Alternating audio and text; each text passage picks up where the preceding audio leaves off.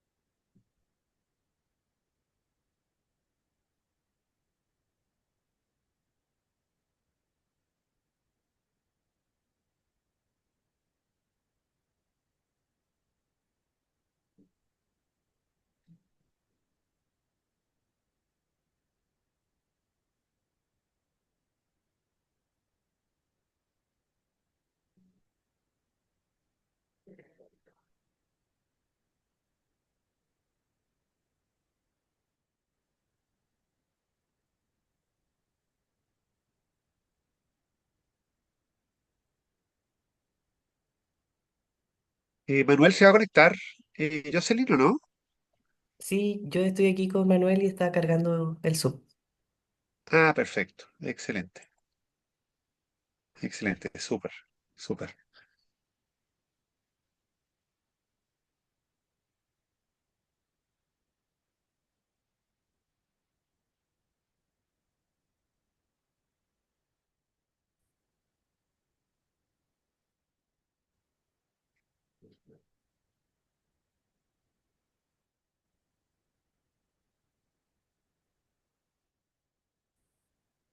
Ah, sí, ahí veo a Manuel.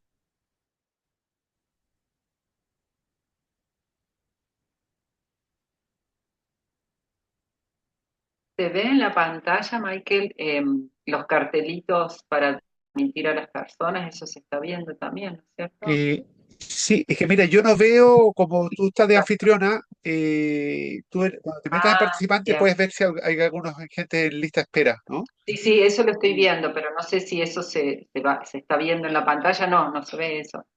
No, eso nosotros no lo vemos. Nosotros Ah, solamente vemos por el costado, vemos fotos pequeñas de algunos de los participantes, pero está bien. sí, entonces no sé si pudiste dejar entrar a todos los que estaban en lista de Sí, lo que espera, pasa es que la van sala de espera. apareciendo, hay hasta ahora 14 participantes, contándonos a nosotros tres.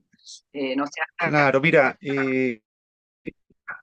sí, en la medida que tú puedas hacerlos entrar después, porque efectivamente algunos se conectan tarde, siempre pasa eso que Bien.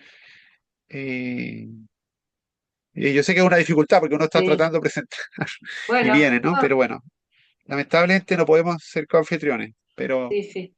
Yo ya, lo que les ya, pido es que si les avisan por algún mensajito o algo, yo estoy atenta acá, pero me puedo llegar a distraer mientras esté hablando, eso es lo único. Pero per- ahí perfecto. ingresó otra persona más, acá hay dos personas que están ingresando.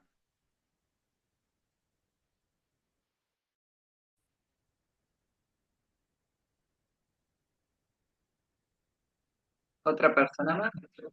Perfecto.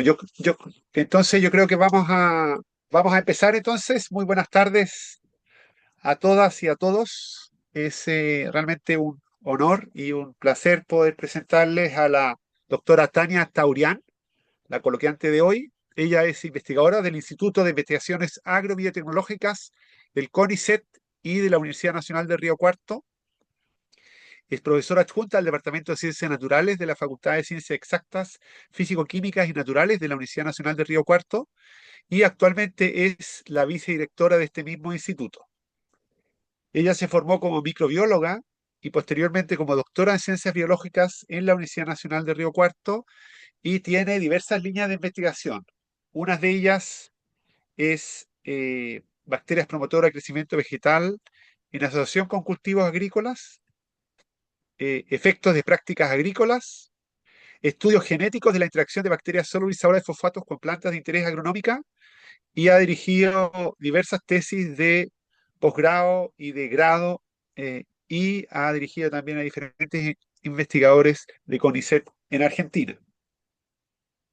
La Universidad Nacional de Río Cuarto forma parte de la Red Iberoamericana de Biotecnología Isla Negra, y en ese contexto se han hecho participación de Río Cuarto en actividades, en cursos que se han hecho en América Latina. Y a su vez nosotros hemos estado en Río Cuarto participando en cursos que se han organizado por la Universidad de Río Cuarto, ¿cierto? Donde siempre hemos sido excelentemente bien recibidos. Empresas del área agrícola y también con diversos grupos de investigación de Argentina, como la Universidad Nacional de La Plata, la Universidad Nacional de Cuyo y la Universidad Nacional de La Pampa, ¿cierto? Y con otros países como Uruguay, Chile, Colombia, Inglaterra. Muchísimas gracias, Tania, por aceptar nuestra invitación y estamos muy motivados por escuchar tu coloquio. Muchas gracias. Bueno, la verdad que siempre es lindo poder participar de estas actividades, contando un poco lo que uno hace. Y me alegro que cuando has venido acá a Río Cuarto te hayamos tratado bien, eso está bueno. Siempre estamos abiertos a recibir gente. Así que bueno, nuevamente agradecer por la invitación, por la posibilidad de contar qué es lo que estamos haciendo. Bueno, el título que seleccioné para la charla es Bacterias solubilizadoras de fosfato como fertilizantes para cultivos agrícolas, su bioprospección, mecanismos y estudios aplicados. ¿Sí? Antes de comenzar a hablarles a ver, no puedo pasarla, no sé si es porque puedo pasar las diapositivas. Ahí está. Antes de contarles de lo que estamos haciendo, investigando, quería ubicarlos geográficamente dónde estamos ubicados como universidad, como instituto. ¿Ven la flechita cuando la uso? ¿La pueden Sí, ver? se ve, sí, sí, sí. ¿Sí? ¿Se ve? Ah, y lo que me olvidé de decirles es que si quieren hacerme preguntas durante la charla no hay ningún problema y si no las dejamos para el final, como ustedes prefieran. No me molestan las interrupciones. Bueno, lo que les quería decir es que la Universidad de Río Cuarto, que es el edificio en donde funciona el Instituto de Investigaciones Agrobiotecnológicas, se ubica en el centro sur de la provincia de Córdoba. La provincia de Córdoba, que en este mapa, en la Argentina, está pintado de anaranjado, como ustedes ven, es una provincia mediterránea. ¿Y cuál es la principal actividad económica en la que se trabaja en esta provincia? Es la actividad principalmente agrícola-ganadera, ¿sí? Desde hace muchos años ha ganado mucho más terreno la actividad agrícola sobre la ganadera, y justamente por eso muchos de los grupos de investigación que pertenecemos al Instituto de Investigaciones Agrobiotecnológicas, como a otros institutos que hay en la universidad, estamos abocados a resolver problemas que pueden afectar a estos cultivos, al rendimiento de estos cultivos, y algunos de estos problemas son déficit de nutrientes, otros son ataques por patógenos o algunos estreses que pueden afectar, tales como estrés por sequía, salinidad, ¿sí? Etcétera. Pero bueno, en nuestro caso particular, nuestro grupo de investigación, trabajamos con bacterias solubilizadoras de fosfato. ¿Por qué este grupo de bacterias? Bueno, este grupo de bacterias pertenece a un gran grupo de microorganismos que son benéficos para las plantas y que de alguna manera u otra ejercen efectos que favorecen el crecimiento vegetal. En su conjunto se llaman microorganismos promotores del crecimiento vegetal, y para quienes no están familiarizados, estos microorganismos son bacterias u hongos del suelo o asociados a las plantas que ejercen efectos que permiten aumentar el crecimiento de la planta. ¿Mediante qué mecanismos? Hay mecanismos de tipo directos, en donde algunos microorganismos aportan nutrientes, tales como nitrógeno, potasio, fósforo o hierro, u otros microorganismos que tienen la capacidad de producir moléculas tipo fitohormonas. Estos mecanismos se denominan en conjunto mecanismos directos porque, como dice la palabra, directamente favorecen el crecimiento vegetal, pero por otro lado, hay mecanismos que se llaman indirectos, en donde el efecto que ejercen estos microorganismos es atacar a los patógenos que atacan a las plantas, entonces indirectamente favorecen su crecimiento. ¿Dónde podemos encontrar a los microorganismos promotores de crecimiento vegetal? Bueno, la primer fuente donde se buscó originariamente a estos grupos de microorganismos fue en el suelo, sobre todo el suelo que está cercano a las raíces, que se denomina suelo rizosférico. Pero también podemos encontrar microorganismos adheridos a las superficies de los distintos órganos vegetales, en cuyo caso hablamos de microorganismos epífitos, o los podemos encontrar en el interior de los tejidos, en cuyo caso hablamos de microorganismos endógenos. Pero algo interesante, y que se viene hablando ya desde algunos años, es que se considera a esta asociación planta-microorganismo como un metaorganismo, ¿sí? Se dice que es un holobionte, ¿sí? De manera análoga podemos compararlo con nuestro cuerpo y las bacterias que tenemos en nuestro intestino, de las cuales nosotros dependemos. Nosotros también seríamos un metaorganismo en ese sentido. Bien, a ver si no puedo pasar. Ahí está. Bueno, yo me voy a abocar principalmente a las bacterias solubilizadoras de fosfato. ¿Y por qué nosotros estudiamos este grupo de bacterias? Nosotros ya venimos estudiando en este grupo de bacterias desde el año 2008, 2009, después que yo defendí mi tesis unos cuantos años después, porque en los suelos de Córdoba se empezaba a ver un déficit de este nutriente. Y este nutriente es el segundo en importancia después del nitrógeno para las plantas.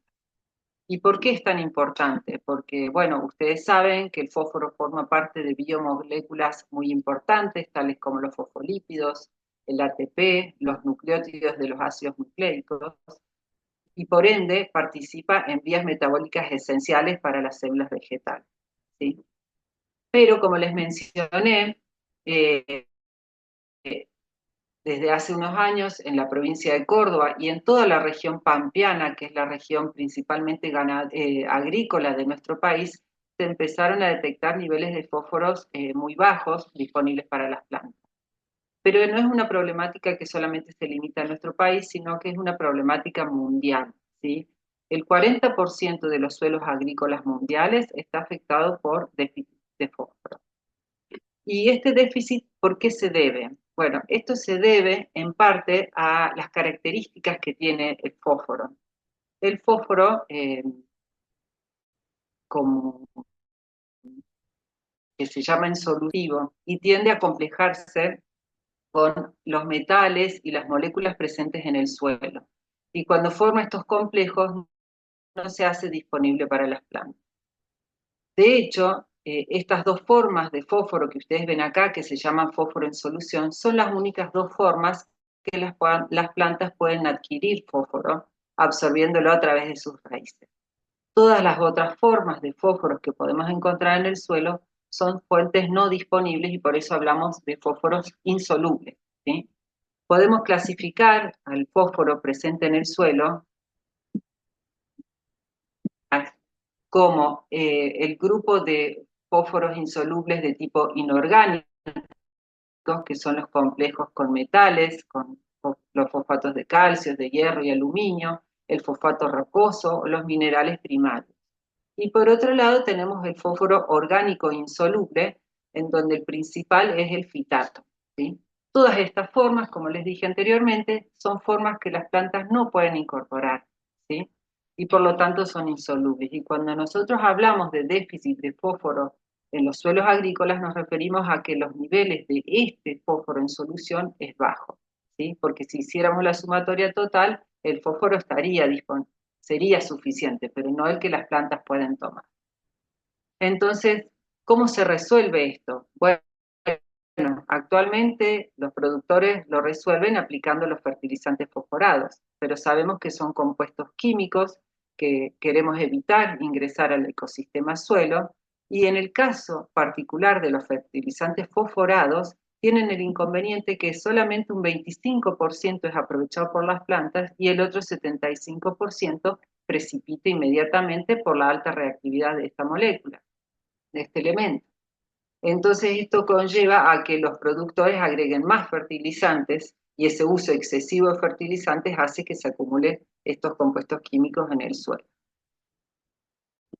Algo que suma a este aspecto negativo es que la materia prima para la producción de fertilizantes es la roca fosfórica. Esta roca fosfórica, que se usa principal en un 90% para la producción de fertilizantes fosforados, para aumentar la productividad agrícola, para responder a las demandas de alimentos mundiales, requieren por año aproximadamente 150 millones de toneladas de roca fosfórica. Y esto es un recurso finito, ¿sí?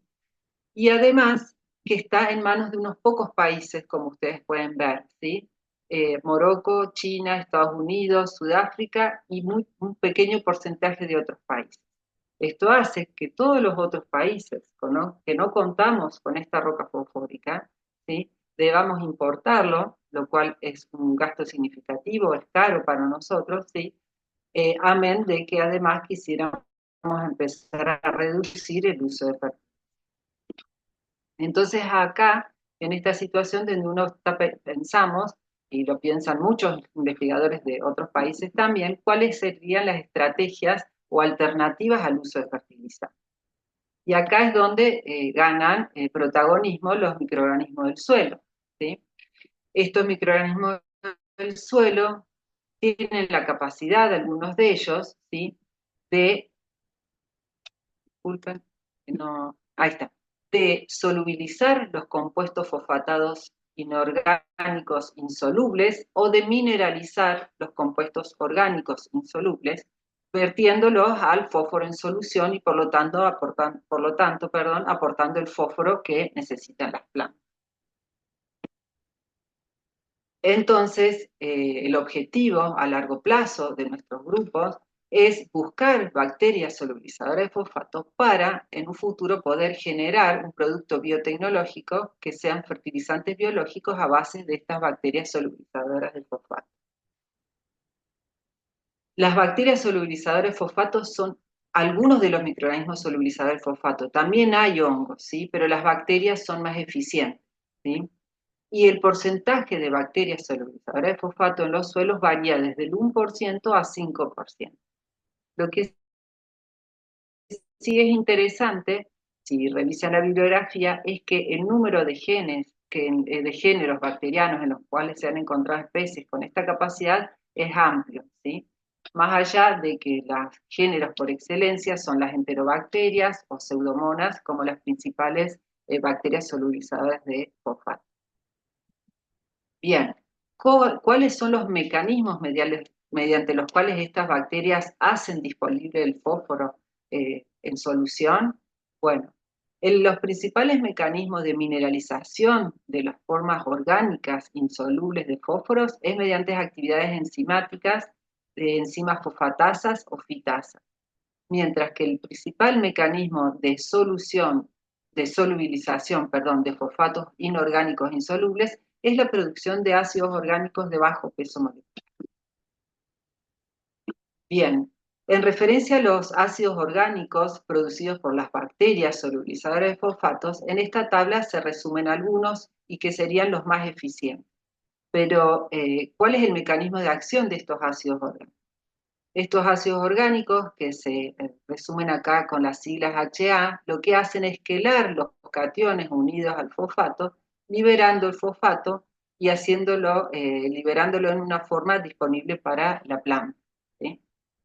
Dentro de estos ácidos orgánicos, algunos son más eficientes que otros.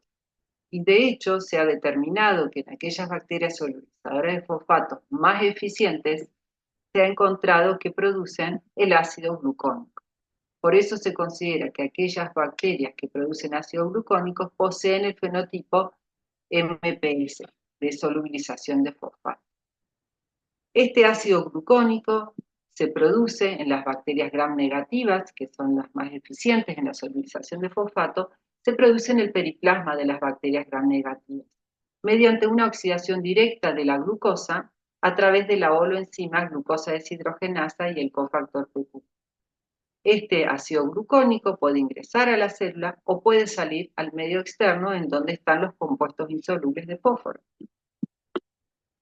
Una vez afuera, lo que hace, como les mencioné anteriormente, es capturar los metales unidos al fósforo y así queda libre el fósforo para la utilización de la propia bacteria y de la planta, ¿sí?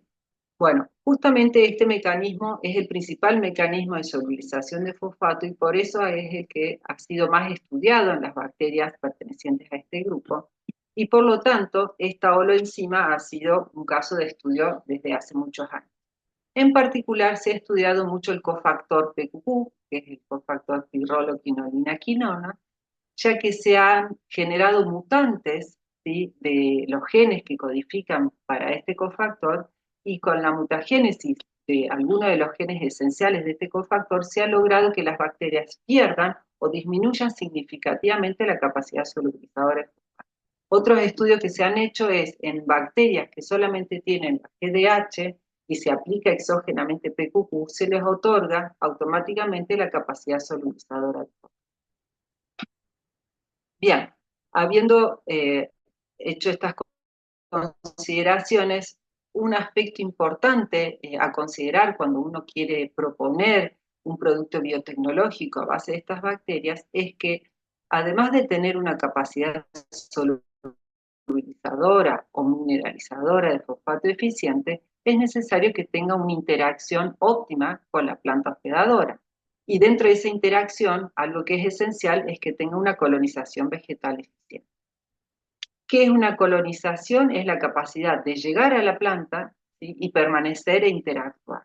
Para eso hay varios pasos que ocurren en esta interacción. La primera es la capacidad de poder ser atraída por los compuestos que liberan las raíces de las plantas, que se denominan exudados radicales, ¿sí?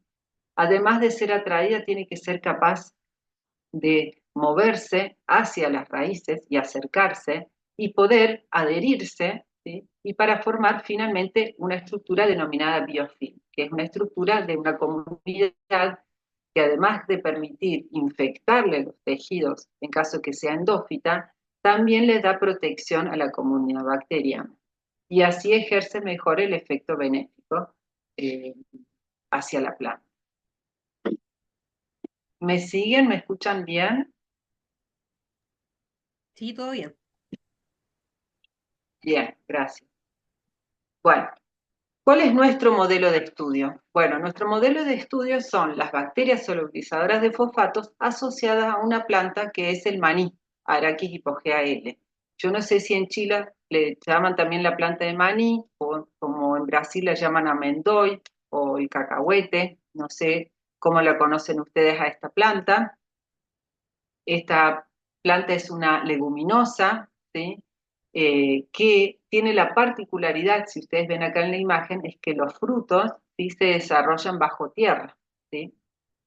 Es algo muy curioso el desarrollo del fruto, es muy interesante. Una vez que la planta floreció, empieza a liberar de los tallitos como una estructura, una ramita que va hacia abajo que se llama estolón y abajo se forma el.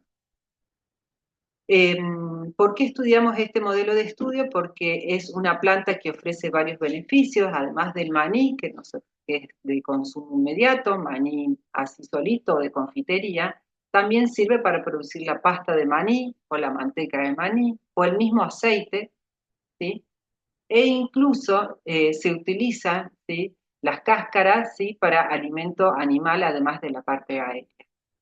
En nuestro país no se consume tanto pasta de maní como manteca de maní, eso se exporta, pero sí se consume mucho el maní confit. ¿Por qué elegimos esta planta? Porque justamente en la provincia de Córdoba, y sobre todo donde estamos emplazados nosotros, que es acá el centro sur de la provincia de Córdoba, se produce el 80% de la actividad, producción manicera del país, ¿sí? Porque esto que representa azul oscuro significa que es la mayor área sembrada.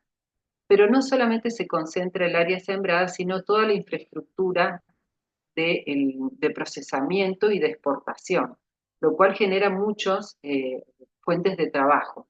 Por eso es un cultivo que es muy preciado en esta región y que siempre estamos tratando de mejorar su productividad de la manera más sana, ¿sí? Es importante también destacar que Argentina a nivel mundial es el séptimo productor de esta leguminosa y es el principal exportador, tanto a la Comunidad Europea como a Estados Unidos. Bueno, yo ahora les voy a contar un poco cómo ha sido la bioprospección de las bacterias solubilizadoras de fosfato para poder llegar a las cepas con las que actualmente estamos trabajando, ¿sí?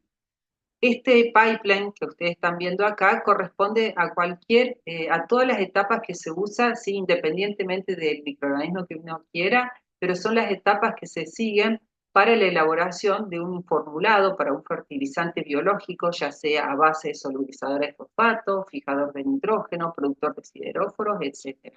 ¿Sí? Comenzamos siempre con un aislamiento y selección para obtener una colección de cepas. Se hace luego una caracterización profunda de la actividad biológica, acompañado de siempre ensayos con planta, para que finalmente, cuando se haya hecho una selección de cepas, se ensaye la inocuidad y finalmente obtener el desarrollo biotecnológico. Nosotros, por suerte, después de tantos años, ya estamos a un paso de poder hacer un desarrollo biotecnológico, ¿sí? Pero todavía no lo hemos logrado. Bueno, les voy a contar un poco la historia entonces del laboratorio para después compartirles algunos de nuestros resultados más recientes. Bueno, nosotros hicimos un aislamiento y selección de bacterias, ¿sí? Asociadas a maní, como les mencioné anteriormente. Hicimos aislamiento tanto de bacterias endófitas como epífitas, de hojas, tallos y raíces de maní, pero también de nódulos de maní. Para los que no estén familiarizados, ¿qué son los nódulos son órganos especiales que se forman en las raíces de las leguminosas, en donde se establece una relación simbiótica entre la planta y bacterias pertenecientes al género Rhizobium, ¿sí? En donde la bacteria adquiere la capacidad de fijar el nitrógeno atmosférico y le aporta a la planta entonces nitrógeno. En contraposición, la planta le aporta los carbohidratos a la bacteria, ¿sí? También se realizaron aislamientos a nivel de la rizosfera, ¿sí?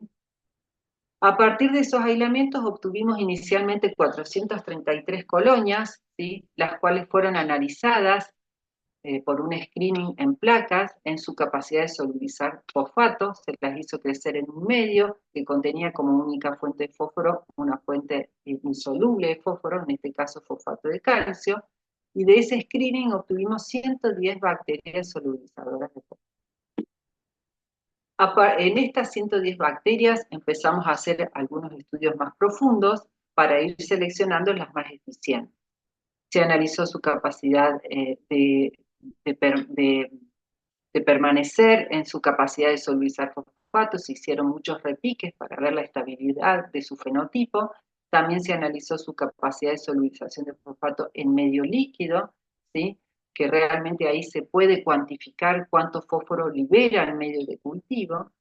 Se hizo una caracterización genómica preliminar de las bacterias, pero además nos interesaba saber si tenían otras propiedades promotoras del crecimiento vegetal. Entonces se midió su capacidad de producir sideróforos para aportar hierro a las plantas, su capacidad de fijación de nitrógeno de vida libre, la capacidad de producir la fitohormona ácido indolacético, y acompañado a esos estudios hicimos evaluaciones en planta, hicimos inoculaciones de plantas de maní y también incorporamos la planta de maíz. ¿Por qué incorporamos la planta de maíz? Porque en la región manicera de Córdoba se hacen rotación de esta leguminosa con esta gramínea, ¿sí? Para preservar la estructura del suelo, ¿sí? Bueno, a partir de todos estos ensayos pudimos seleccionar 18 bacterias solubilizadoras de fosfato eficientes. La caracterización continuó en estas 18 bacterias solubilizadoras eficientes. Por un lado, probamos su capacidad de solubilizar fuentes de fosfatos más insolubles, más difíciles de solubilizar, como fosfato de aluminio y hierro.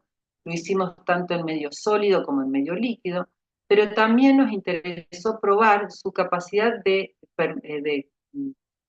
tolerar y crecer y de mantener su capacidad solubilizadora de fosfato cuando crecía frente a los agroquímicos que se aplican habitualmente en estos cultivos.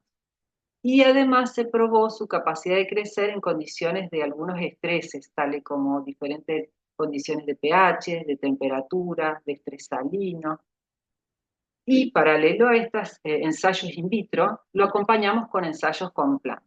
En este caso, repetimos ensayos de inoculación en plantas de maní y maíz, pero en ensayos de mayor duración, ¿sí? Y también quisimos probar en inóculos mixtos a ver si se veía un efecto favorable de inocular dos bacterias solubilizadoras de fosfato sobre el crecimiento de la planta. También simulamos a nivel de cámara de crecimiento la rotación de cultivos. Esto fue un ensayo muy interesante, lo cual nos permitió, sumado a las otras caracterizaciones, seleccionar 3 cepas bacterias solubilizadoras de fosfato de físico. Entonces, hoy en día estamos trabajando con Serratia sp S119, Enterobacter J49 y Pseudomonas fluorescens SAS7. ¿Sí? Las dos primeras son bacterias endófitas, mientras que Pseudomonas es una bacteria rizosférica. Pero son 3 bacterias asociadas a Mani, nativas de la Tania, región. ¿y la puedo Sí, interrumpir? sí, Sí, sí, sí, sí, no hay mira, problema. una consulta en la parte de la caracterización 3.1 cuando mencionas que hicieron las pruebas para ver cómo andan con agroquímicos. Sí. ¿Esos agroquímicos te refieres a los fertilizantes que utilizan para los cultivos? No, muchas gracias por la pregunta. No, los fertilizantes justamente me refería a los herbicidas, fungicidas. Ah, Sí, no, ya, no, no los fertilizantes, ¿sí? Porque sí o sí el tratamiento de cultivo lleva herbicidas, fungicidas. perfecto. Y la última consulta, en la Sí, rotación, en que me llamó la atención, la rotación de cultivo que hicieron en cámara. sí, Para eso mantuvieron los suelos o el sustrato. sí. Lo que hicimos fue Ah, en estas bolsitas, estas mismas bolsitas negras, teníamos el suelo. ¿mm? Primero sembrábamos la semillita de maní, germinaba, inoculábamos, a determinado tiempo, a los 60 días, levantábamos la planta de maní y poníamos una semillita de maíz, ¿sí? Y dejábamos crecer la planta de la plántula de maíz, a las plántulas las dejamos de maíz 40 días, la levantábamos y volvíamos a sembrar como tercer cultivo otra vez maní. Y al final de ese tercer cultivo tomamos los parámetros de crecimiento. Súper. Gracias. No, de nada. ¿Alguna otra pregunta? Yo por aquí, muchas gracias por la Sí, presentación excelente, estamos felices. bueno, Eh, bueno. ¿Qué dosis ocupaban? ¿Cómo los hacían para hacer estas mezclas y las dosis que utilizaron ¿Dosis de qué? ¿De las bacterias? para la O de- aplicación de los inóculos simples, inóculos mixtos? Ah, bien. Y bueno, cuando aplicamos inóculos mixtos, para respetar la cantidad, porque nosotros siempre inoculamos 10 a la 8, ¿sí? Por mililitro, poníamos mitad y mitad, ¿sí? No poníamos, digamos, porque si no, si inoculábamos la misma cantidad de una y de otra, al igual que el inóculo simple, terminamos inoculando más bacterias. No sé si No, respondo a tu súper, pregunta. muchas gracias, muy amable. No, de nada. ¿Alguna otra pregunta? Bueno, continúo entonces. Bueno, lo que les quería comentar de esto es que para el caso de la cepa Serratia S119 y Enterobacter SPJ49, debido a que pertenecen a géneros en donde hay patógenos humanos, lo que hicimos fueron ensayos de inocuidad de estas bacterias para poder quedarnos tranquilos y poder seguir trabajando con ellos y además para saber si era posible proponerlos como un futuro biofertilizante. Bien, entonces, habiéndoles contado esto, ahora les muestro algunas de las líneas de investigación con las que estamos trabajando, tendientes a mejorar un producto. Más allá de que uno puede estar proponiendo la bacteria tal como está, nosotros consideramos que es importante conocer aspectos moleculares de la interacción que nos permitan a lo mejor identificar moléculas que sean esenciales para una mayor solubilización o para una mejor infectividad en la planta por parte de la bacteria, y que permitirían generar un insumo mejor aún al que se podría estar proponiendo. Actualmente estamos a respuesta bacteriana al déficit de fósforo, tanto solita como en interacción con la planta. Seguimos haciendo ensayos de inoculación de las plantas, pero ya a nivel de campo, por suerte. Pero acá también lo que a nosotros nos interesa es ver el efecto de esta inoculación sobre la estructura de las comunidades bacterianas del suelo, ¿sí? Esto porque nosotros hace unos años en una tesis doctoral habíamos visto que el efecto de la aplicación de estos agroquímicos, herbicidas y fungicidas, ¿sí? Afectaba la estructura de la comunidad microbiana del suelo, tanto la bacteriana total como la solubilizadora de fosfato. Y otra línea que estamos trabajando es el uso o proponer marcadores moleculares que identifiquen a esta comunidad de bacterias solubilizadoras de fosfato, ¿sí? Yo hoy les voy a contar acerca de estas dos líneas, estas dos primeras líneas, pero si hay dudas respecto a esta otra, bienvenido sea. Bien. Voy a empezar a contarles entonces acerca de los ensayos, algunos resultados de los efectos de la inoculación de bacterias solubilizadoras de fosfato a nivel de campo y el efecto sobre la microbiota. Bueno, yo acá les muestro ensayos que se hicieron en la campaña 2016-2017. ¿Por qué se llama campaña así? Porque el maní y el maíz se cultivan en octubre aproximadamente de un año y se terminan cosechando en marzo, abril, ¿sí? Entonces se habla de campaña de un año al otro, ¿sí? Como ustedes pueden ver en estos gráficos, el rendimiento de maní se mide midiendo dos variables. Uno es el rendimiento de las cajas donde está contenido el maní y otro es el rendimiento en grano. Mientras que maíz, como todas las gramíneas, se mide. Los tratamientos que probamos fue la inoculación de la cepa Enterobacter J49 solita, pero también quisimos probar cómo era el efecto de la inoculación de esta bacteria, pero aplicando media dosis de fertilizante, ¿sí? Porque sabemos que los productores no quieren perder ganancia, entonces decirle no vamos a usar más los fertilizantes a lo mejor no es la mejor opción, pero sí combinar e ir reduciendo de a poquito el uso de estos químicos. Y otro tratamiento control era el uso completo, la dosis completa de fertilizantes y el control, que no estaba ni inoculado ni fertilizado. Estos tratamientos se repitieron tanto para maní como para maíz. ¿Qué pudimos ver en esta primera campaña? Que no hubo diferencia significativa, ¿sí?, en los distintos tratamientos respecto al control, ¿sí?, ni para maní ni para maíz, pero sí vimos para la inoculación con J49 solo una tendencia a mostrar un aumento mayor respecto a los otros tratamientos. En una segunda campaña, que fue la campaña siguiente, 2017-2018, lo que pudimos observar es que el rendimiento fue mucho menor, como ustedes ven, ¿sí?, tanto para maní como para maíz, porque en esa campaña hubo una sequía extrema, fue muy severa, de hecho los rendimientos para todos los cultivos de la zona fueron mucho menores, pero a nosotros nos pareció algo interesante. Por un lado, cuando se analizó el rendimiento en cajas en maní, se vio que tanto la inoculación sola como la combinada con fertilizante y fertilizantes daban más o menos los mismos rindes. Y lo mismo se observó para el rendimiento en granos de maíz, ¿sí?, lo cual era algo promisorio porque daba rendimientos equivalentes en cualquiera de estos tratamientos, lo cual nos podría decir que la inoculación con la bacteria sería equivalente a la aplicación de fertilizante. Pero algo que nos pareció muy interesante fue lo que observamos en el rendimiento en granos en maní con la inoculación de J49, porque fue el único que dio diferencia significativa.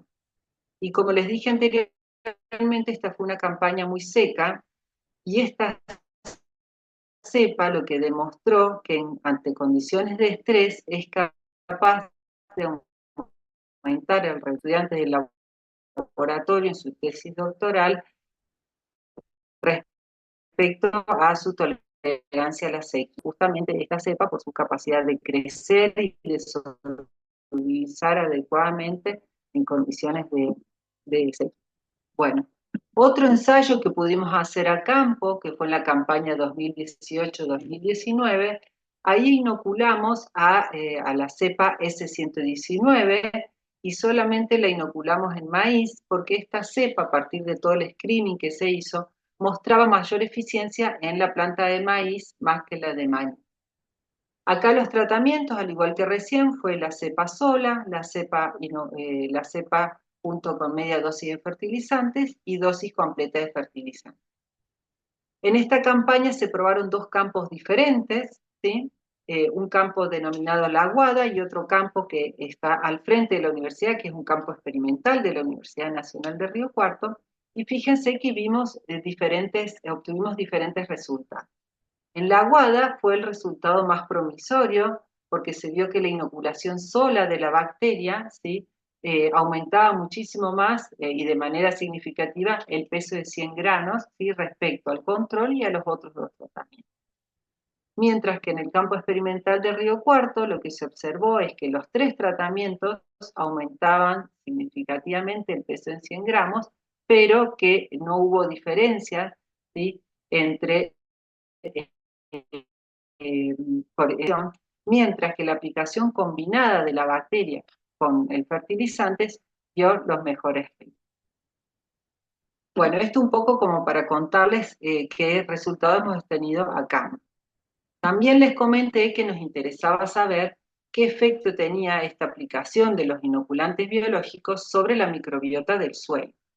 Para eso hicimos estudios de metabarcoding, ¿sí? Lo que se hizo fue hacer un aislamiento de ADN de suelo, ¿sí? De los ensayos, ¿sí? Y a partir de ese ADN se amplifica la región hipervariable B3, B4, ¿sí? Y se construye una librería para posteriormente hacer un secuenciamiento más, ¿sí? Inicialmente este estudio de metabarcoding se hizo a partir de un ensayo de microcosmos, ¿sí? Y posteriormente a un ensayo a campo en la campaña 2022-2020. Los ensayos en microcosmos consistieron en estos tratamientos, que se quería ver el efecto de la inoculación de Enterobacter J49, de esta cepa 260, que es pariente de la serratia, es una serratia también, 260, se quiso comparar con el efecto de la aplicación de un producto comercial que hay en el mercado, y también el efecto de la aplicación de los fertilizantes fosforados. ¿Qué resultados arrojó este primer ensayo? Como ustedes ven en este heat map, ¿sí? Tanto para las plantas de maíz como para maní, el tratamiento que cambió de mayor manera la estructura de las comunidades bacterianas fue el tratamiento fertilizado respecto al suelo inicial, ¿sí? Esto se condice con estudios previos que habíamos visto, pero en donde habíamos hecho otra estrategia de estudio de diversidad microbiana, y por lo tanto esto nos llevó a hacer el ensayo a campo, ¿sí? El metabarcoding a campo lo hicimos en dos localidades diferentes del centro-sur de la provincia de Córdoba, en donde en uno de los campos se sembró maní y en el otro maíz. Se hizo un diseño de bloques completamente al azar, esto con el asesoramiento de ingenieros agrónomos de nuestra universidad.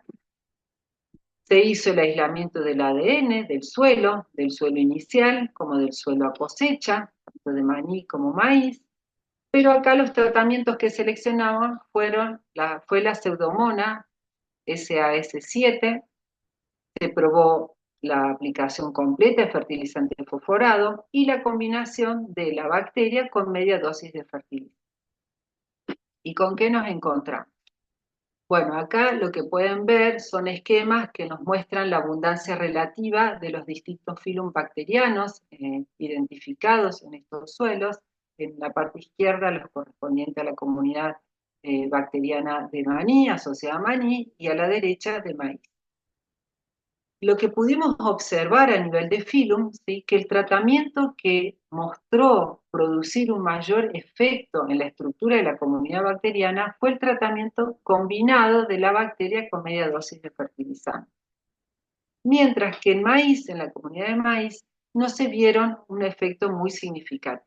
podríamos estar diciendo que a lo mejor la aplicación solita de la bacteria podría haber generado un cambio, pero no fue tan notorio como en el caso de maíz. Cuando fuimos a ver eso a nivel de familia, ¿sí?, se confirmó lo que habíamos observado a nivel de maní. El tratamiento que más se alejó de los otros tratamientos fue el tratamiento combinado de la bacteria con media dosis de fertilizante, ¿sí?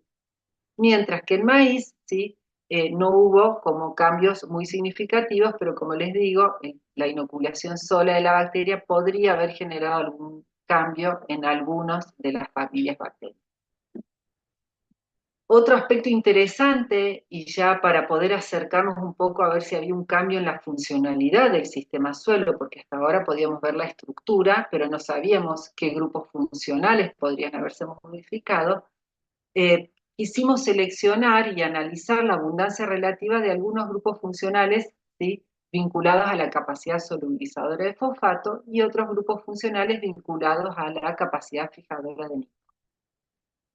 ¿Qué se observó respecto a la comunidad de bacterias solubilizadoras de fosfato? Se confirmó lo que veníamos viendo a nivel de Phylum y familia, que el tratamiento combinado de la bacteria con media dosis de fertilizante es el que cambió de manera significativa la abundancia relativa de algunos grupos funcionales. Como ustedes pueden ver, lo que aumentó de manera significativa con este tratamiento es la población de pseudomonas.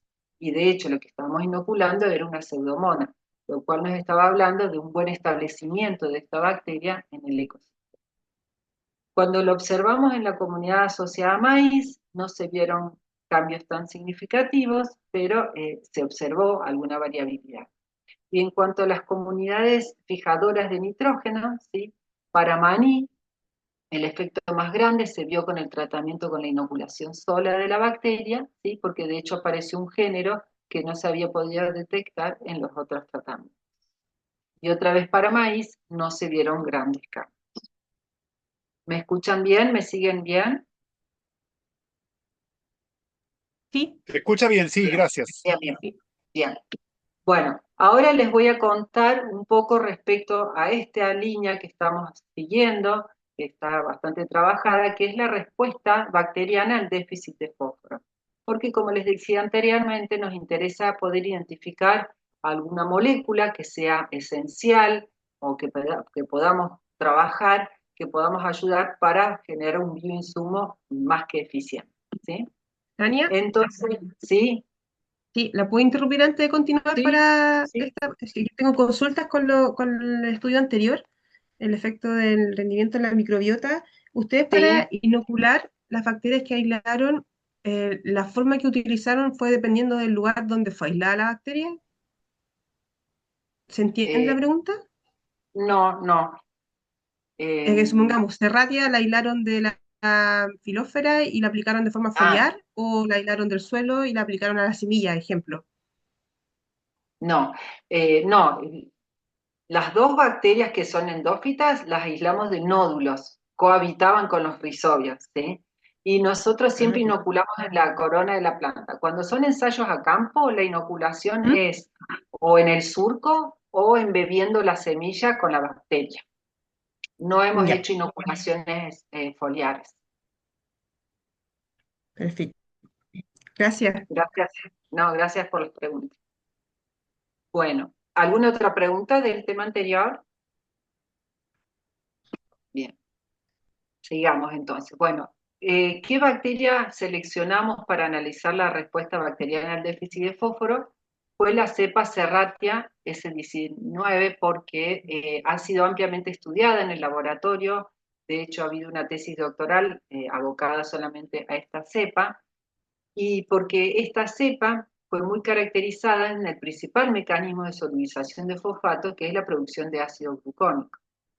A esta cepa, antes de poder secuenciar de manera completa su genoma, que eso lo pudimos hacer unos años después, pudimos determinar cómo estaba conformado el operón de los genes PQQ. Y se vio que efectivamente esta bacteria contiene los 5 genes mínimos que requiere este cofactor y que curiosamente tiene 2 regiones promotoras, ¿sí? Inicialmente se hizo una mutagénesis del gen PQQE de esta cepa Y lo que nos encontramos cuando se mutagenizó esta cepa, que perdía automáticamente su capacidad de producir ácido glucónico y se reducía de manera significativa su capacidad de solubilización de fosfato. Como se ve de manera visual en estas placas, a la izquierda está la cepa salvaje, a la derecha la cepa mutada, ¿sí? Y que cuando se la complementó con el cofactor PQQ, restablecía su fenotipo solubilizador de fosfato. Es lo mismo que representa el gráfico de abajo en cuanto a la solubilización de fosfato en medio líquido. Bueno, entonces seleccionamos esta cepa y además esta cepa nos había mostrado que en estudios de real-time PCR, analizando la expresión del gen PQQE, que cuando la bacteria crecía en un medio con déficit de fósforo, es decir, en presencia de fosfato tricálcico, la expresión del gen PQQE aumentaba de manera significativa. Mientras que cuando la bacteria crecía con condiciones óptimas de fósforo, si bien la expresión era elevada, esta era constitutiva. También pudimos hacer estudios de la actividad de los promotores del operón y también se vio un aumento de la actividad del promotor con el tiempo cuando la bacteria crecía en déficit. Estos primeros estudios preliminares de estudios de expresión génica solamente nos hablaban del principal mecanismo de solubilización de fosfato de la cepa. Pero a nosotros nos interesa saber cuál es la respuesta global de esta cepa frente a condiciones de deficiencia de fósforo, ¿sí? Entonces ahí es donde pudimos hacer estudios transcriptómicos y proteómicos, ¿sí?, de esta bacteria creciendo en déficit de fósforo. Entonces el ensayo que nos propusimos fue hacer crecer la bacteria frente a una fuente insoluble de fósforo, que fue el fosfato tricálcico, y como condición control, que crezca en condiciones con un fósforo soluble, ¿sí? A las 6 horas de crecimiento, o sea, en fase exponencial, se tomó la muestra, ya sea de ARN o de proteína, y se procedió a hacer todos los pasos inherentes para analizar qué genes o qué proteínas estaban sobreexpresadas o inhibidas. Bien, ¿qué es lo que nos dieron los resultados transcriptómicos? En primer lugar, el porcentaje de genes que se pudieron recuperar por RNA-seq fue elevado, un 99,8%. De este 99,8%, el 16,5% de los genes demostró una expresión diferencial. Pero nosotros seleccionamos aquellos que tenían una expresión diferencial por arriba de 1 o por abajo de -1, para considerar que realmente hay una expresión diferencial en condiciones de déficit de fósforo. Entonces, de ello, un total de genes con expresión diferencial significativa considerado por nosotros fueron 130 genes, de los cuales la mayoría estaban inhibidos. 93 de esos genes estaban inhibidos y 37 estaban sobreexpresados, ¿sí? En la figura de acá de la derecha podemos ver con barritas celestes los grupos funcionales a los cuales pertenecían los genes sobreexpresados y en barras anaranjadas los que estaban inhibidos, ¿sí? Entonces, como ustedes pueden ver, los genes inhibidos pertenecieron a mayor cantidad de grupos funcionales que los sobreexpresados. Dentro de estos, podemos mencionar brevemente, porque no los quiero aburrir con esto, pero lo que más nos pareció interesante, primero analizamos aquellos genes que mostraban una mayor sobreexpresión hacia arriba o hacia abajo. Dentro de los que estaban sobreexpresados, nos encontramos que 5 genes estaban localizados en la misma parte del genoma, ¿sí?, de los cuales el que mostró mayor sobreexpresión fue el gen que le llamamos nosotros 2680, porque todavía no lo hemos podido identificar, que corresponde a un transportador ABC, ¿sí?, acompañado por otro transportador ABC, pero que está identificado como que es de hierro, y un tercer transportador que es un transportador ABC de metal. Los otros 2 genes son genes vinculados a la síntesis de proteínas ribosomales. Bien, dentro de los genes inhibidos y con mayor expresión, encontramos genes vinculados a el metabolismo energético, ¿sí? Pero lo que nos pareció más interesante fue un grupo de genes que encontramos que tenían un fold change entre 2 y 1,5, porque vimos un gran número de genes, fíjense, que estaban localizados en la misma parte del genoma, constituyendo un gran operón. Otros genes estaban en otras partes del genoma, pero si ustedes visualizan la función en las cuales están involucrados estos genes, están involucrados en la síntesis de flagelos, fimbrias, son chaperonas para formar las fimbrias o para formar el flagelo, lo cual a nosotros nos motivó a analizar cómo era la movilidad de esta bacteria cuando crecía con déficit de fósforo, porque se observaba por los estudios transcriptómicos que estos genes estaban reprimidos, ¿sí? Entonces, pudimos analizar dos tipos de movilidad mediada por flagelos denominadas swarming y swimming.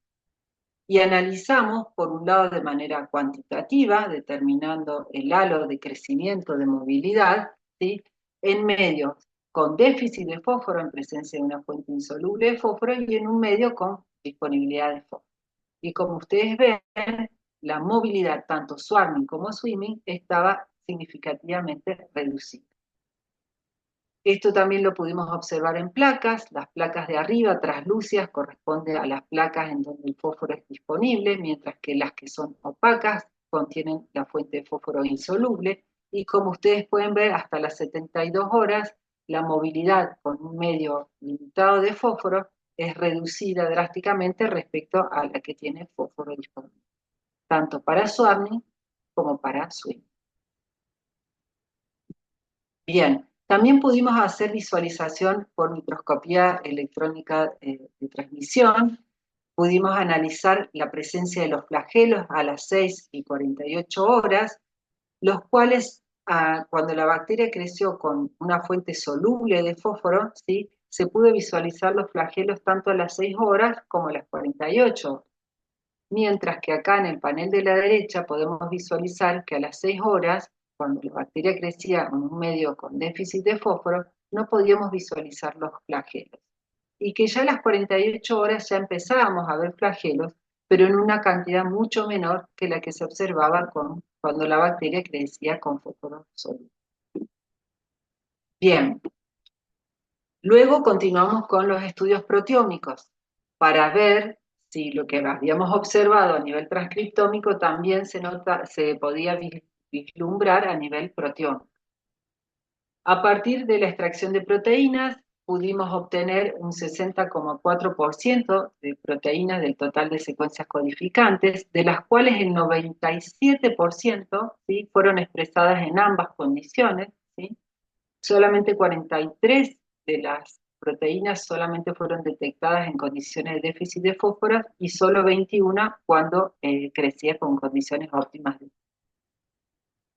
Otra vez, al igual que lo observado para el estudio transcriptómico, fue mayor el número de proteínas reprimidas respecto a las sobreexpresadas, ¿sí? Y fíjense que los grupos funcionales a los cuales pertenecían las proteínas, sobreexpresadas eran bajos, transporte, el metabolismo de aminoácidos y el metabolismo de carbohidratos y otras no determinadas, mientras que las reprimidas pertenecían a un mayor grupo de categorías funcionales.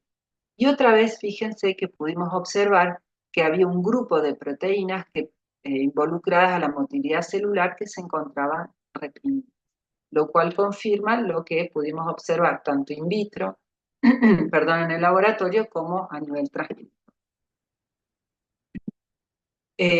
Cuando analizamos las proteínas sobreexpresadas en condiciones de déficit de fósforo, nos encontramos otra vez con un transportador, ¿sí? De acuerdo a lo que pudimos encontrar hasta el momento, porque esto todavía está en proceso de análisis, pudimos ver que es una proteína involucrada en el transporte de iones, pero todavía no la hemos podido caracterizar. Estamos en vías de generar una mutante del gen que codifica para esta proteína. La segunda proteína más expresada sería una proteína hipotética, entonces nos preguntamos si no será una proteína involucrada en la producción de otros ácidos orgánicos o en el metabolismo de carbohidratos. Y las tercera y cuartas proteínas participarían, ¿sí?, a lo mejor en la transcripción, en el señalamiento frente a la condición de estrés por déficit de fósforo. Pero como les dije, esto está todavía en proceso de análisis. Por otro lado, un aspecto que nos interesa seguir investigando y que también está en proceso de análisis son estas proteínas que solamente se expresaron cuando la bacteria crecía frente a una fuente insoluble de fósforo, ¿sí? Hay varias funciones involucradas, siendo las más encontradas aquellas vinculadas al metabolismo, la envoltura celular y al transporte. Uy, perdón, ¿sí? Pero bueno, como les dije, esto todavía lo estamos procesando. Bueno, todos estos resultados que yo les mostré de transcriptómica y proteómica y de análisis de microscopía se hicieron cuando la bacteria crecía sola en déficit de fósforo. Pero a nosotros nos interesa saber qué es lo que pasa cuando la bacteria crece frente a la bacteria, frente a la planta, en estas condiciones de déficit de fósforo. Entonces, lo que hicimos fue hacer ensayos, ¿sí?, en donde hicimos crecer plantas de maní, de maní y maíz en condiciones de disponibilidad de fósforo y en condiciones de déficit de fósforo, y lo que hicimos fue extraer sus exudados radicales. Con los exudados radicales lo que hicimos fue incorporarlos al medio de cultivo de la bacteria para ver cómo fue la respuesta de la misma. Hasta el momento no hemos podido hacer ensayos transcriptómicos y proteómicos, pero sí hemos hecho algunos estudios a nivel de laboratorio, que son los que les voy a compartir a continuación. Cuando la cepa S119 fue crecida frente a exudados radicales de maní, ¿sí?, se observó que su capacidad solubilizadora de fosfato aumentaba de manera significativa cuando esos exudados radicales provenían de plantas creciendo con déficit de fósforo, ¿sí? Lo mismo se observó cuando la bacteria creció frente a exudados radicales de maíz que habían crecido en condiciones de déficit de fósforo respecto a los exudados radicales de maíz y maní que habían crecido en condiciones óptimas de fósforo. Esto que nos está diciendo que la capacidad solubilizadora de fosfato estaría exacerbada cuando hay un déficit de fósforo en la interacción. Otros aspectos que analizamos fueron la quimiotaxis de la bacteria hacia los exudados radicales y la capacidad de producir biofilm. Respecto a la quimiotaxis, pudimos observar una quimiotaxis positiva cuando la bacteria crecía con los exudados radicales de maíz que habían crecido con déficit de fósforo y a una concentración de 100 microgramos por mililitro, porque acá probamos dos concentraciones diferentes de exudados radicales. En lo que respecta a la capacidad de producir biofilm, lo que observamos es que hubo un aumento en la capacidad de producir biofilm de la bacteria cuando crecía en presencia de exudados radicales de maní que habían crecido en déficit de fósforo a una concentración de 100 microgramos por mililitro. Y que el biofilm de esta misma bacteria aumentaba también significativamente cuando crecía frente a exudados radicales de maíz, ¿sí?, creciendo en déficit de fósforo, pero a una concentración de 50 microgramos por mililitro. Bueno, otro aspecto interesante fue analizar su capacidad de colonización, tanto epífita como endófita, en maní y en maíz, ¿sí?, cuando el sistema tenía déficit de fósforo o fósforo disponible. Y lo que pudimos observar, tanto en la colonización epífita y endófita en maní, que se vio incrementada en las dos condiciones, en ambos casos, cuando la condición era de estrés, cuando crecían con PTC, ¿sí? Mientras que la colonización epífita sí aumentaba significativamente cuando la bacteria estaba en interacción con las plantas creciendo con fosfato tricasa, mientras que la colonización endofítica no mostró diferencia. Bueno, para finalizar, este es nuestro sistema de estudio. Estamos muy abocados al estudio de las bacterias solubilizadoras de fosfato. Hay mucho por seguir estudiando, más allá de que ya estamos en vías de generar un primer producto biotecnológico, hay muchos aspectos que nos interesa abocar. Uno de ellos es poder identificar la composición de los exudados radicales para ver qué ácidos orgánicos libera la planta en condiciones de estrés de fósforo, qué flavonoides, qué carbohidratos, etcétera. Y por otro lado, seguir analizando la bacteria en cuanto a su movilidad, pero ya en interacción con la planta, y determinar de caracterizar este gen que se vio por transcriptómica cuya expresión estaba exacerbada. Bueno, y con esto finalizó la charla. No sé cómo estuve con mi tiempo, yo me apuré porque tenía miedo de que fuera muy largo.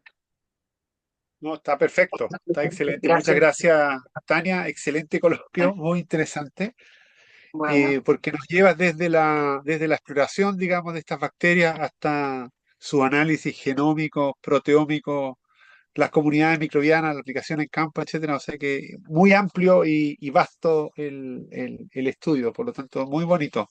Muchas gracias. bueno, muchas gracias. Sí, mi idea Sí, era compartir un poco todas las escalas de estudio que hemos utilizado. se abre, digamos, a la discusión. Aunque ya han hecho algunas preguntas, pueden hacer más preguntas ahora, pueden levantar la mano, ¿Dejo de dejar de estar compartir o dejo silenciados. la presentación, Michael? Sí, quizás me la puedes mandar después. ¿Sí? Bueno, ¿dejo de compartir Sí. entonces? Sí, Sí, yo creo que así deja de los puedo compartir, ver, sí, sí. así los Ahora nos puedo podemos ver. ver más en, Sí. en, en persona, ¿sí? No sé si Tamara y Ninosca, que han hecho ya preguntas, quieren hacer alguna pregunta en esta parte. Sí, sí, Tamara. oye, que quedé muy encantada con la presentación, muchas gracias. De verdad que está súper completo el estudio y es difícil abarcar estudios tan complejos con un tema de recursos también Sí, más limitado. sí, Eh, bueno, yo tengo una consulta que la verdad es que de ignorancia es el tema de la inocuidad de los ensayos que ustedes utilizan para poder descartarla. ¿Eso ustedes lo externalizan? ¿Tienen ya medidas estándar para sí. poder ver? Sí, Sí, no, no lo hacemos nosotros, son ah, ya, servicios que lo hicimos en dos lugares diferentes, ya. porque no estábamos convencidos, queríamos estar convencidos que podíamos usar la cepa, entonces, bueno, mandamos primero a un laboratorio y después mandamos a un segundo laboratorio. Ah, perfecto. Gracias. Nada, Por aquí también, Ninoca, súper contenta, como dije, felicitarles gracias. nuevamente por todo el avance. Y como decías tú, son hartos años de estudio y Sí, para lograr el desarrollo de un producto. Así sí, que los felicito nuevamente y gracias por tu generosa compartir el conocimiento. Así que eso se agradece también. Yo tenía una duda cuando hacían las aplicaciones en campo y midieron las productividades. ¿De qué tamaño estamos hablando de hectáreas? No sé cómo fue eso, ese sí. escalamiento. Bueno, estos ensayos a campo son parcelas no son las parcelas como reales que se hacen, pero son de aproximadamente, por tratamiento, son 2 por 6 metros, es lo que hacemos como 2 hileras por tratamiento, aproximadamente. Yo no conozco mucho de eso porque eso lo hacen los ingenieros agrónomos, pero si querés, después nos comunicamos, te averiguo bien el tamaño, pero No, pero me parece mm, súper bien un poco como para tener esta idea, estimar, y claro, o sea, es algo sí, súper realista, o sea, no es algo sí, imposible de realizar, porque me imaginaba sí, como en el escalamiento del cultivo. ¿Cómo están haciendo claro. ustedes? ¿También ustedes hacen el escalamiento? ¿O cómo? Bueno, esa es muy buena pregunta, muchas gracias. Sí, no, actualmente lo único que hacemos es tener el cultivo concentrado y hacemos una dilución y así lo aplicamos. Por eso digo, no hemos hecho la formulación porque de hecho eso lo vamos a hacer con convenios con personas que están capacitadas para eso. Nosotros hasta ahí llega, obviamente vamos a aprender, pero no hemos puesto adherente, nada. Es la bacteria diluida en agua, así la inoculamos. Súper. Muchas gracias, Tania. No, de nada, gracias por sus preguntas. ¿Alguna otra pregunta? Yo tengo dudas con los ensayos que hicieron en el microcosmos, con el suelo. Ujú. Ese suelo es suelo, no es un sustrato de arena perlita, sino que es solo directamente del campo, Claro, tratado, sí. ¿no? Mira, gracias por esa pregunta, porque bueno, como no Sí, quería excederme con el eh, tiempo y hay muchos se me detalles para olvidó, juntar. intenté meterme como hace media hora Los, y recién los me dieron primeros, acceso y ya están haciendo las preguntas. Así que de bacterias, de lo que hacen acá, más o menos como de Ignacio, las tienes tu bacterias micrófono abierto. solubilizadoras de fosfato y cosas así. bueno, Es como la lo que competencia. te quería contar, el primer screening que hice,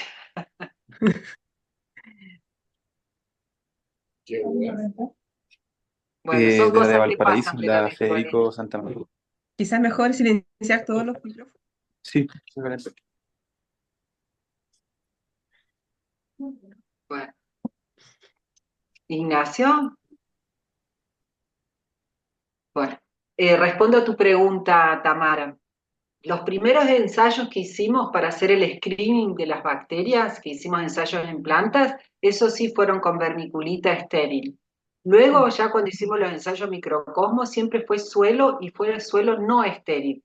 Quisimos empezar a hacer lo más real posible a nivel, allá a esa escala. Nunca esterilizamos el suelo.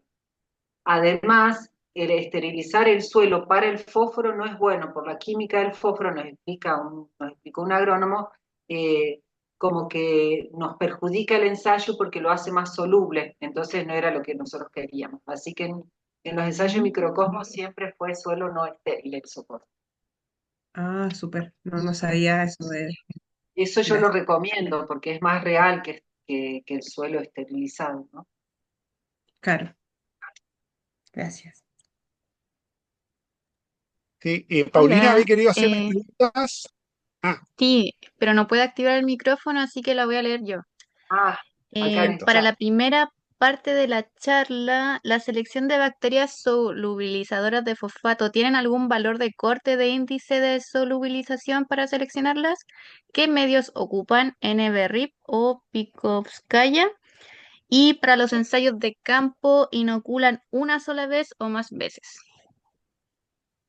Muy bueno, gracias, muy lindas las preguntas. Bueno, respecto al corte para seleccionar las bacterias, eh, en medio sólido, cuando tienen más de 2 milímetros ya las elegíamos, ¿sí? Pero en realidad nuestro criterio fuerte siempre fue la actividad solubilizadora de fosfato en medio líquido. Los niveles de fósforo que liberan las bacterias después de 7 días de crecimiento es lo que nosotros usamos. Pero bueno, por supuesto ahí ya tenemos que haber reducido significativamente el número de bacterias porque si no es un volumen de material enorme. Respecto al medio, nosotros usamos el medio en EBRIP porque es un medio más mínimo. El pivocasca tiene un poco de extracto de levadura, pero es muy útil igual, sirve, es válido también. Y había otra pregunta más. Ah, si inocula, en los ensayos, si inoculamos una sola vez. Eso, ¿no? Sí, solamente hasta ahora, todos los ensayos que hemos hecho una sola inoculación al inicio del ensayo.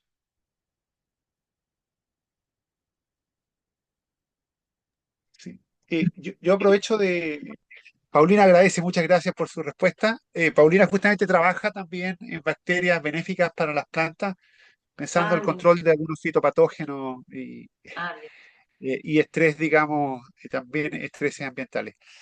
Sí, tengo dos preguntas, porque un tema que acá yo creo que es súper importante es cómo poder trabajar con los agricultores, ¿no? Porque los agricultores son los que finalmente van a aplicar esto. Entonces, tal vez nos puedes iluminar, digamos, cómo hicieron esa interacción que no es tan sencilla para que Sí. los agricultores efectivamente estén ensayando estos inóculos, ¿cierto?, en sus campos. Bueno, no, estamos parecidos, Michael. No es que nosotros, porque todos estos ensayos a campo que hemos hecho, lo hemos hecho con ingenieros agrónomos de nuestra universidad. Entonces, la interacción es con ellos y ellos, por supuesto, que están abiertos al uso de estos insumos, pero de igual manera, también hubo un ensayo súper interesante en donde aplicamos la J49 en soja, que es otro cultivo de importancia económica para nuestro país, en donde el productor es amigo de uno de nuestros compañeros de trabajo y él nos prestó amablemente el campo, inoculó. Pero justamente nuestra universidad está impulsando fuertemente estas vinculaciones con los productores y casualmente hace 2 semanas nos hicieron una nota respecto a este tema que estamos investigando y se acercó solito unos productores diciendo que quieren probar el insumo. Nosotros sorprendidos porque no tenemos las herramientas y no estamos formados para el marketing de estos productos que generamos, ¿no? Es toda una capacitación. No sé si eso responde a lo que me preguntabas, Michael. Sí, sí, sí, no, absolutamente, sí, sí, porque a nosotros, bueno, que trabajamos también en algunos temas agrícolas, siempre es un tema bien limitante, digamos, el poder Sí, acceder a los campos y poder hacer estos ensayos. Y pensando el otro desafío que tiene, porque usted, bueno, la ciencia que hay detrás es preciosa, pero pensando en la comercialización, en esta parte que les falta ahora de llevar esto a un producto que se venda. ¿Para eso ustedes piensan hacer un emprendimiento propio de ustedes o ustedes piensan entregar este producto a algún distribuidor de agroquímicos para que ellos lo apliquen? ¿Cómo es el modelo que ustedes tienen pensado para que efectivamente sea un producto comercial? sí. Si bien está la posibilidad de generar lo que se llaman las pequeñas empresas start-up que salen de los institutos de investigación o de las universidades, nosotras hoy por hoy, con nuestras capacidades y el número de personas que somos, preferiríamos hacer una transferencia de las cepas al sector productivo, porque de hecho acá hay mucha infraestructura, acá hay muchos mini empresas que pueden hacer el escalado y aplicar estas bacterias. No Perfecto, pero tendría eso no quizás debería ser por eso. problema, ¿no? ¿No? No, no, no, Ya, no. perfecto, ¿no? Súper, súper. Paulina va a tener que ir a Río Cuarto, digamos, a hablar contigo. Sí, y en biocontrol hay un grupo vecino que trabajan con biocontrol también, te puedo conectar, pero sí, bienvenido. El tema, estamos ahora, como ustedes bien saben, la situación económica de nuestro país es un poco complicada en cuanto a financiamiento, pero siempre estamos abiertos a recibir personas. Muchas gracias, sí. Paulina Vega también pregunta, porque ese es un tema que acá en Chile ha causado bastante revuelo, el tema, el uso de bacterias para aplicaciones ambientales. Entonces, pregunta, ¿qué ensayos hicieron para demostrar que Serratia y Enterobacter no eran patógenos humanos? Bueno, como le contesté a Tamara, creo que me hizo esa pregunta, nosotros derivamos, mandamos las cepas a 2 laboratorios que hacen ensayos de inocuidad, uno de los cuales es el laboratorio oficial que usa el SENASA, que es el organismo que avala el uso de insumos y habilita, y ellos hicieron ensayos con ratones, les inyectaron en distintos órganos y demostraron que no eran patógenos. De igual manera, entiendo hacia dónde va tu pregunta, y más allá de que hemos demostrado la inocuidad de estas cepas, las seguimos usando más que todo como modelos de estudios y por eso hemos buscado esta Pseudomonas fluorescens, SAS7, que sabemos que está mejor vista. Pero bueno, es que lamentablemente hay toda una cultura detrás respecto a estos géneros, Enterobacter y Serratia, porque siempre se han estudiado desde un punto de vista patogénico. Y por eso la fuente bibliográfica que hay es de cepas patogénicas, ¿sí? Pero si nos ponemos estrictos, en las pseudomonas también hay pseudomonas patogénicas. Pero la cultura agrícola la ve mejor a las pseudomonas que a este grupo de bacterias.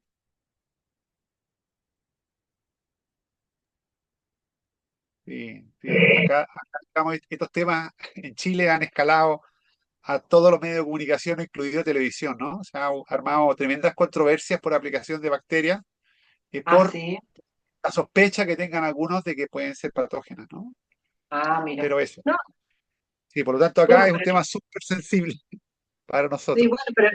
pero está muy bien bueno, pero está bien que eso se salga en los medios de comunicación. Acá es como que no se comunica y eso que hay productores importantes y eso, y todavía por lo menos no se ha generado ese debate. Perfecto, perfecto, muchas gracias. Y ahí veo Paulina que hace otra pregunta. sí, Paulina sí, hace sí. una pregunta que si tuvieras que elegir un hacer. producto, ¿elegiría el producto con la Pseudomonas o también quieren seguir con las otras cepas? Y nosotros las otras cepas nos encantan, sobre todo la J49 ha demostrado aumentar muchísimo. Yo tengo otros resultados que no los puedo compartir a campo, pero ha dado unos resultados muy lindos a campo y sobre todo en estas condiciones de estrés hídrico, ¿sí? Es una cepa muy buena. Así que nosotros no bajamos los brazos. Si lográramos más financiamiento, haríamos más ensayos de inocuidad, ampliaríamos el espectro, pero por ahora no las desestimamos. Perfecto, perfecto, Son muchas muchos años gracias. Sí. de trabajo. Sí. Hay una pregunta de Domi. Hola, Hola. muchas gracias por la charla, muy interesantes. Me gustaron harto las imágenes que mostraste de las bacterias y te quería preguntar si nos podrías contar más sobre la movilidad de las bacterias en estos contextos y por qué deciden estudiar esto. Bien. La movilidad, como les dije en la charla, es una característica que interesa a la hora de buscar un inoculante biológico porque habla de que la bacteria puede acercarse más a las raíces, puede acercarse más a las fuentes de fósforo insoluble para hacerlos insolubles, para solubilizarlos, perdón, pero sobre todo para favorecer la interacción de la bacteria con la planta, ¿sí? Y como los estudios transcriptómicos nos indicaron que cuando la bacteria crece con déficit de fósforo se veía disminuida la movilidad, bueno, la caracterizamos un poco más, ¿sí? Por supuesto que esta movilidad también debe ser estudiada cuando la bacteria está interactuando con la planta y no sola. Por eso es que vamos a seguir estudiando en ese aspecto. No sé si es o responde a tu pregunta, Domi. Sí, súper, gracias. Bien, no de nada.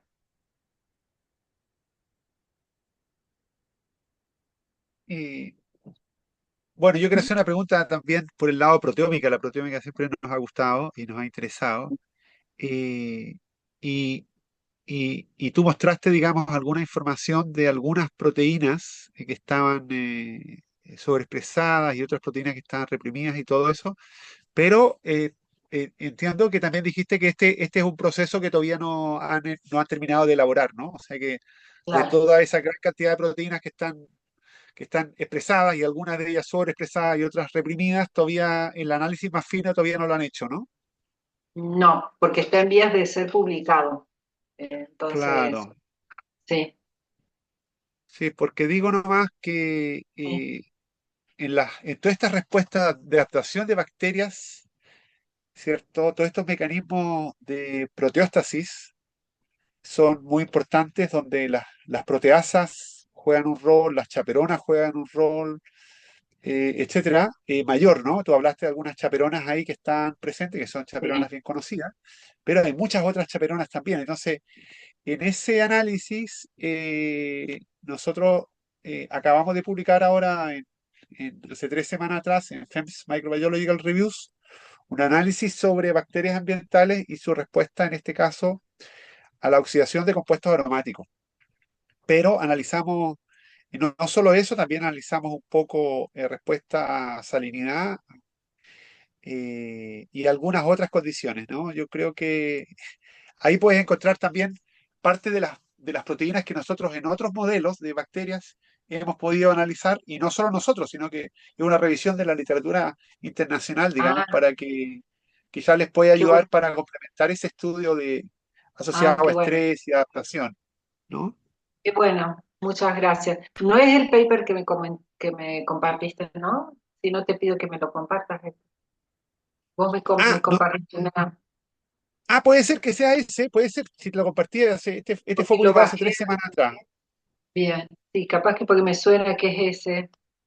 Bueno, Puede ser, ahora no voy a sí, revisar el mail. Si no, te lo sí. pido. Muchas Sí, sí, gracias.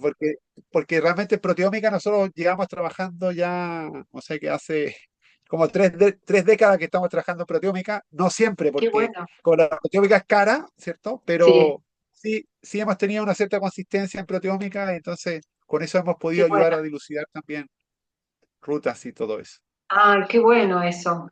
Bueno, porque a nosotros algo que nos falta es toda esta cuestión metabólica, de ir dilucidando, interpretando qué es lo que va pasando, digamos, así que bueno, cualquier cosa, tengo en cuenta. Fantástico, sí.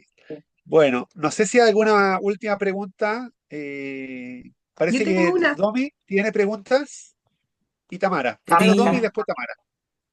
sí, es que teniendo en cuenta todo lo que han estudiado y hecho, los ensayos en campo, ¿como cuánto tiempo llevan con esta investigación en este tema? Y desde el 2008 empecé yo de a poquito, pero desde fuerte, bueno, sí, 2009 podemos decir, ya hace muchos años. Por eso yo les quise compartir toda la secuencia, un poco cómo fue para que vean que, bueno, que lleva muchos años las investigaciones para finalmente a lo mejor proponer un producto. Eh, Nosotros igual también hemos aprendido mucho y nos replanteamos a veces que a lo mejor hubiéramos seguido de otra manera, que hubiéramos hecho el screening de otra manera. También las herramientas moleculares de ese momento eran diferentes. Hoy en día se dispone de otro tipo de herramientas, bueno, pero lleva tiempo la investigación. Pero bueno, se han formado muchos recursos humanos durante este tiempo, lo cual ha sido muy rico. Así. Perfecto. Tamara, Ah, ¿tú querías hacer una consulta?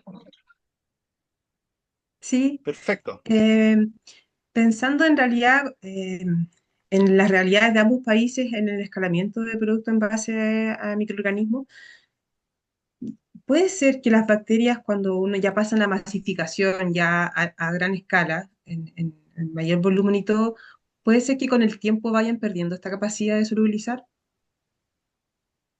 no, perdiendo la capacidad de solubilizar, no. De hecho, nosotros estudiamos la estabilidad de este fenotipo.